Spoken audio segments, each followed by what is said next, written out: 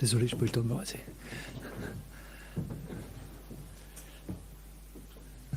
Allons-y. Pour santé. Qu'est-ce qu'on a santé? Qu'est-ce qu'il y avait? Il y a... Comment il s'appelle? Qu'est-ce qu'on a comme point santé? Qu'est-ce qui est... Koulibaly, sa cuisse, ça va? Ouais, hier il y avait Koulibaly, il y avait Palois qui est sorti, qui a arrêté l'entraînement parce qu'il a pris un coup, mais ça va bien aussi. Oui, qu'est-ce qu'il y avait d'autre? Je crois que c'est tout. Hein. Je suis entré.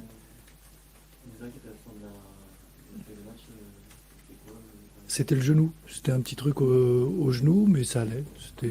Il a fait ça en faisant une reprise de volée. Il a écrasé le ballon. Et ça fait une distension, donc je n'ai pas voulu prendre de risque. Au niveau du genou, c'est toujours problématique, donc j'ai évité tout risque. Voilà, et là, il va bien. Il s'est entraîné normalement. Ouais. Koulibaly s'est entraîné aussi normalement ce matin. Qui est-ce qu'il y avait? Renaud, qui hier avait un torticolis, qui s'est pas entraîné non plus. Aujourd'hui, ça allait. Libombé qui s'est pas entraîné parce qu'il avait un petit problème à la cheville. Et, non, Augustin, ils reviennent. Voilà, vraiment. Non, pas encore. Pas encore. Oui, j'ai regardé, mais j'ai vu les images c'est pris d'un peu loin, quoi. Non, mais c'est intéressant. Déjà, ce qui est intéressant, c'est qu'il joue au moins 1 heure, ce qui n'était pas gagné. Donc. Il part de très très loin, quand même. Oui, mais ça fait partie du travail, c'est de les ramener et ils reviennent petit à petit, c'est bien. Chaque étape est une victoire. C'est intéressant ce qu'ils ont produit ou pas Ah oui, non, c'était bien. C'était dans les jeux courts, c'est toujours on revient plus vite. Après, c'est de transférer ça dans des grands terrains, c'est pas encore le cas. Mais sur les jeux courts, ils sont comme les autres, ils sont dans le temps. Il n'y a pas de souci. Le diabète est toujours là, Non, non, il est parti. C'est une force en moins, c'est un handicap de plus pour vous. Oui, c'est surtout quand ça arrive comme ça au dernier moment. Bon, c'est un petit peu gênant. Ça oblige à se réorganiser, à trouver d'autres solutions. Mais je veux dire, quelque part, voilà, il est parti, c'est fait. Je ne vais pas m'éterniser là-dessus. Maintenant, on passe à autre chose. Et c'est ceux qui sont là qui doivent montrer aussi ce qu'ils sont capables de faire. Vous pouvez avoir d'autres départs jusqu'à lundi, où vous pouvez demander à ce qu'il n'y en ait pas. On peut tout faire dans ce métier-là, mais je me suis rendu compte d'un truc, c'est que entre ce que veulent les entraîneurs et ce que décident souvent les agents, il y a un monde. Mais il y a aussi le président. Non. Il peut avoir son moyen. Dans ces moments-là, non. C'est le poids du joueur et de l'agent est plus fort que tout le monde. On en a eu l'exemple précis. Il y a 15 jours, 3 semaines, vous disiez ne pas apprécier justement cette période de mercato. Là, on est en plein dedans. Il nous reste lundi, je finis lundi. Voilà. J'attends lundi soir c'est lundi soir, hein, ouais, avec impatience. Voilà, que ça soit terminé, voilà, et qu'on se consacre à ceux qui sont là et qui jouent et qui ont envie d'être là. Mais je milite depuis. Je ne pensais pas être confronté à ça si vite, mais je militais depuis des années en disant que ce mercato d'hiver est une aberration, qu'on devrait le supprimer parce que économiquement, sportivement, il n'a strictement aucun sens, aucun intérêt, à part créer des problèmes pour tout le monde. Voilà, je le maintiens encore plus parce que je le vis, je sais ce que c'est. On devrait le limiter à un joueur joker en cas de blessure, en cas de manque, pour dire on peut trouver une option, mais pas plus. Après, c'est une plaie pour tout le monde, mais pas simplement pour les entraîneurs. Vous craignez de perdre un joueur comme Rameza? Non, à l'heure actuelle, non. Voilà, on est avec ceux qui sont là et on va aller au bout avec ceux qui sont là. Vous dites que le mercato est une plaie pour tout le monde, sauf pour les agents. Vous répondez à ma place, mais vous avez raison. Le mercato n'est qu'un moyen de faire des transferts à droite, à gauche, Je préférais à la limite que le mercato d'été soit un peu plus long pour qu'au début de la saison, on ait le temps de trouver des solutions, même en ayant fait quelques matchs, pour voir un petit peu ce qui se passe et que ça s'arrête assez vite et qu'on finisse la saison avec ceux qui sont en place. Ça serait bien mieux pour tout le monde. C'est une priorité de le remplacer numériquement, Méziadel? C'est une... Oui, c'est pas une priorité. Si on trouve quelque chose qui sera à peu près équivalent, ça se justifie. Mais sinon, voilà, quelque part, ça peut aussi créer l'aspiration pour ceux qui sont derrière, pour les jeunes qui sont là, à qui ça donnera une chance supplémentaire. Le souci, c'est qu'on est dans l'urgence permanente et que c'est cette politique de départ et de remplacement par des jeunes qui sont là et qui poussent. Elle est plus compliquée à mettre en place à l'heure actuelle parce qu'il y a l'urgence du résultat qui est là et qui fait que c'est plus compliqué de prendre ce genre de décision. Et qu'on veut toujours se rassurer, mais pas sûr que ce soit la bonne solution. Vous disiez il reste 3 jours, il va y avoir de nouveaux joueurs à Nantes? Pour le moment, non. Vous en avez envie? Si c'est pour prendre des joueurs, pour faire un joueur de plus, je vois pas à quoi ça sert. Voilà. Si on prend un joueur, c'est parce qu'on pense qu'il a, d'une manière ou d'une autre, il va amener quelque chose, un plus, par rapport à ceux qui sont là. Sinon,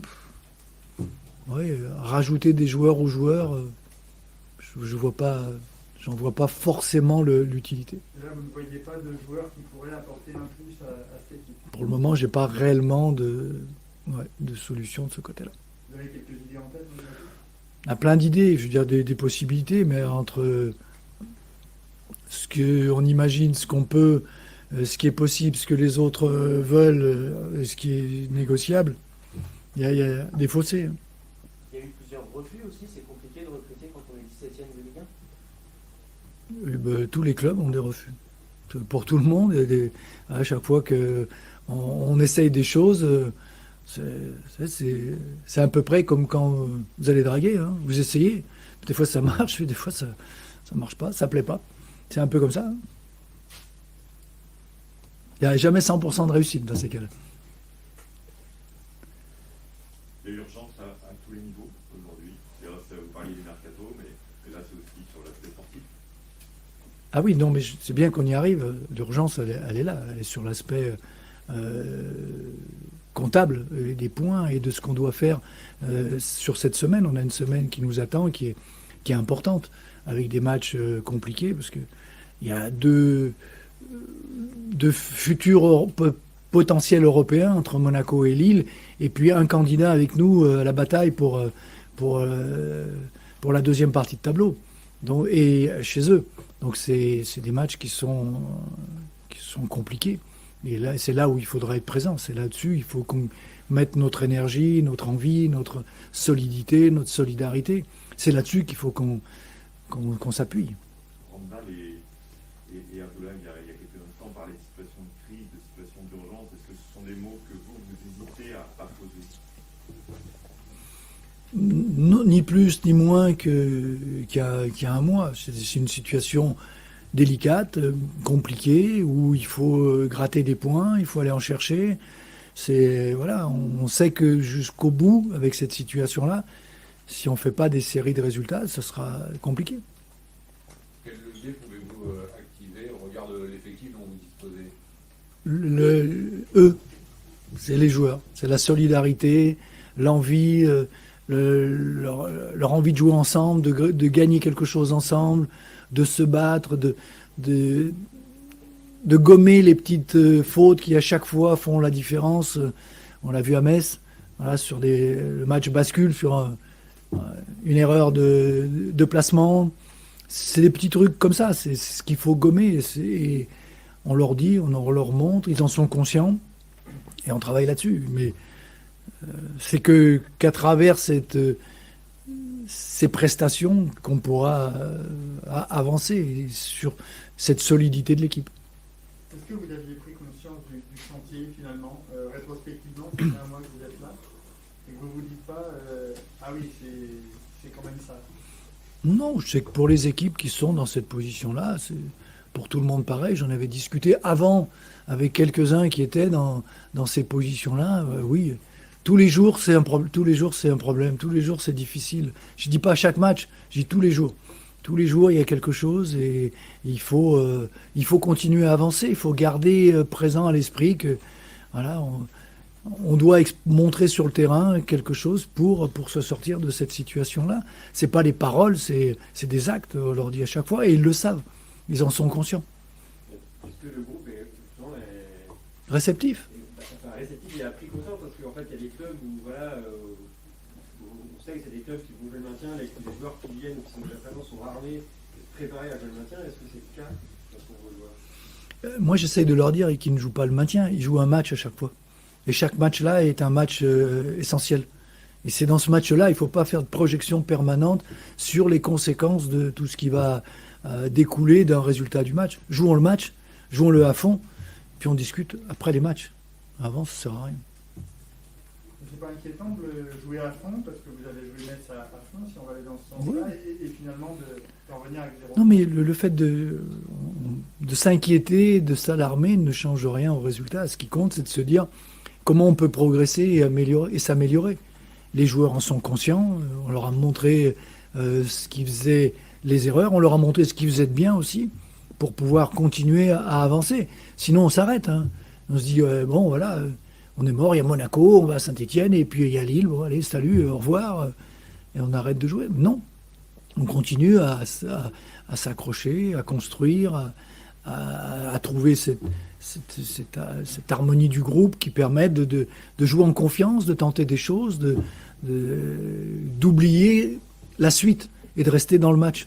Pour moi, ça me paraît le plus important. Le problème important, le problème principal, c'est pas de la solidarité, le manque de solidarité de ce groupe, parce que Non. c'est un peu ce que les joueurs nous disent finalement, qu'on ne joue pas ensemble, on joue les uns après les autres. C'est ce que vous aviez noté aussi en arrivant. Oui, mais alors, ils le disent, mais ils font pas la différence entre l'aspect offensif et l'aspect défensif. C'est vrai que dans l'aspect offensif, on a, et c'est un manque encore, c'est vrai, de confiance qui fait qu'on n'anticipe pas encore.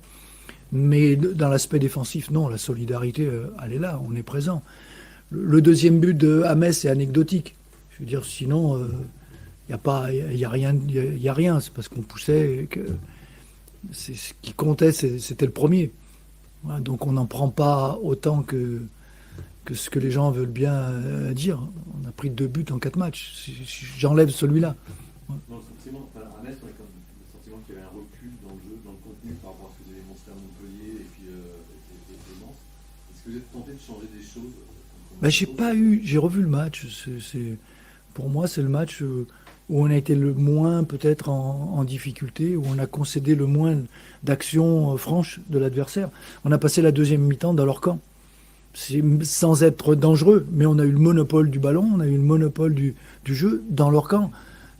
Fred Anto, à la fin, ce qu'il m'a dit, il était content, lui. Le deuxième but, ça l'a soulagé parce qu'il n'était pas rassuré toute la mi-temps.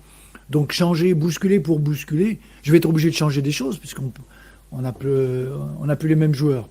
Mais non, l'esprit, l'envie, ce qu'on est capable de faire, il faut au contraire s'appuyer dessus et continuer là-dessus. Du coup, vous êtes ravisé parce que vous disiez après le match à Metz, on doit passer à autre chose. C'est ce que vous nous aviez dit. On doit passer à autre chose en parlant de jeu. Jusqu'à présent, on pouvait tenter de construire tout ça. Maintenant, on est dans l'urgence, on doit passer à autre chose. On doit passer, pas dans le jeu de la construction, dans la finition. Dans l'attaque du but, dans les 30 derniers mètres, oui, il faut... maintenant, c'est là où il faut qu'ils comprennent que ça ne suffit pas d'être bien en place, de bien jouer, de garder le ballon. C'est de la présence devant le but. Il faut amener plus de monde et être plus tranchant devant le but. C'est ça qu'il faut changer. Mais ça, ils le savez. Vous avez gardé un peu le même système ou il n'y a pas de changement de système en vue, en sachant que Colomani et Koulibaly apparaissent pas forcément très complémentaires? Bon, j'ai essayé des formules là aujourd'hui à l'entraînement, on en ressaye demain. Pour le moment, il n'y a pas d'orientation définitive. Monaco, c'est presque l'équipe la plus en forme du championnat. 14 buts, je crois, sur les 3 ou 4 derniers matchs. C'est presque la pire équipe à prendre en fait pour le match. Là. Oui, mais on ne choisit pas le calendrier, c'est comme ça. Ça arrive maintenant et il faut jouer contre cette équipe qui est en forme, qui est performante, qui marque, qui pose des problèmes à tout le monde. On le sait, ça fait partie des aléas du calendrier. C'est maintenant que nous, il faut qu'on monte d'un ton, mais qu'on montre aussi quelque chose. Que juste accepter de subir et de se dire qu'on a perdu d'avance, on reste à la maison. Tant plus qu'il n'y a pas de spectateurs, on sera tranquille, ça ne gênera personne. Voilà, non, on a envie d'autre chose. On a envie de montrer aussi qu'on est capable de jouer, de poser des problèmes à n'importe quelle équipe. Il y a un plan là pour arrêter Monaco? Tout le monde, tous les entraîneurs essayent. Hein. Toutes les équipes, pour le moment, essayent. Le plan, c'est d'essayer de ne pas prendre de but. Voilà, parce que tout le monde peut marquer chez eux. Et quand ils n'y arrivent pas dans le jeu, ils ont les coups de pied arrêtés. Donc on sait que c'est pas simple. Ça sera encore une fois, il faudra être à 100, pas à 100%, à 120% pendant 95 ou 96 minutes pour être sûr d'arracher quelque chose.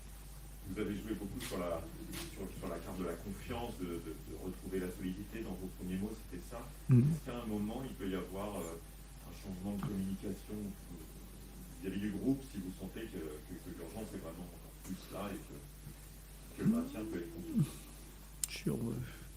Je crois pas, parce que c'est pas...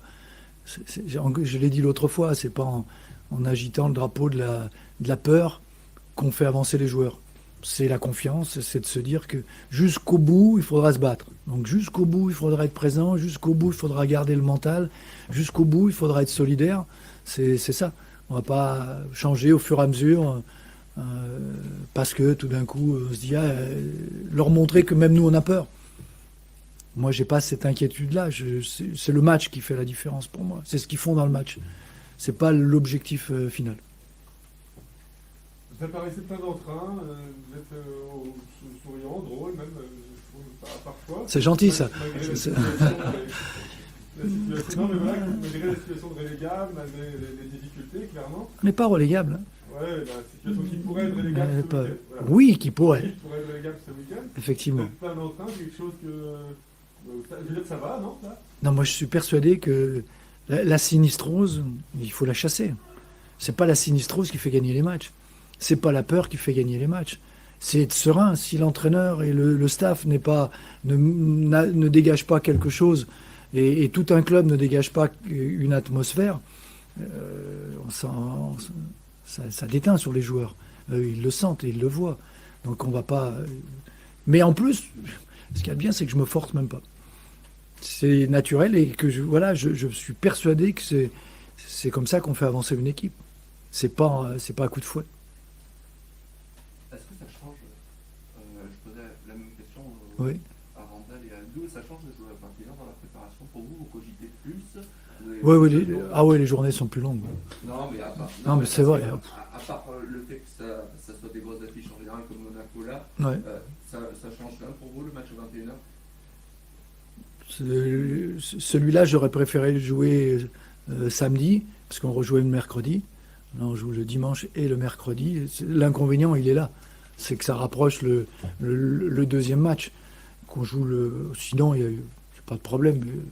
Quand on joue le soir, c'est toujours pareil. C'est des journées qui sont longues, surtout à 21h. À 15h, c'est bien. Mais non, j'ai pas de... On se dit qu'on est tous regardés, pas forcément. Non, on raisonne pas comme ça. Que ce soit le mercredi à 21h ou le dimanche à 21h. Pour nous, c'est juste une journée qui est très longue. Donc, on est dans la préparation, le fait que les matchs soient rapprochés, et notamment qu'il y a un match important à Saint-Étienne mercredi, il y aura une rotation. Ça veut dire que, on est dans l'idée d'une rotation ou sur celui-là, ou sur celui d'après, ou sur celui d'après, que là, on est obligé de tenir compte d'un effectif un peu plus large. On ne peut pas juste s'appuyer sur 11-12 joueurs. Il faut se donner des options un peu plus larges. Justement, j'ai une question complètement à propos sur les tests PCR. Est-ce que les répéter toutes les semaines, c'est pas chiant? J'ai réfléchi à votre truc et l'autre jour, je lisais un papier. Vous n'avez pas vu en Chine ce qu'ils font? Oui. Donc je préfère être en France. Voilà, franchement, c'est pas gênant. C'est pas Qu'on continue comme ça, c'est mieux. Voilà. Merci. De rien.